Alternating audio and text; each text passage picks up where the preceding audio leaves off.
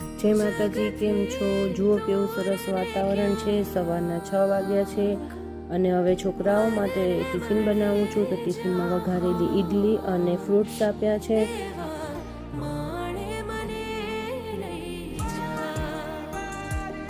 અને પછી નીચે સ્કૂલ બસ આવે છે તો નીચે એને મૂકવા ગઈ અને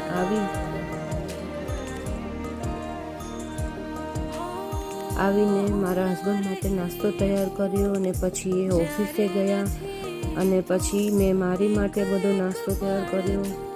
ચાલો નાસ્તો કરવા બધાય। નાસ્તો કરી અને પછી અમે મારી બહેનપણીઓ સાથે થોડું નીચે ચાલવા ગયા।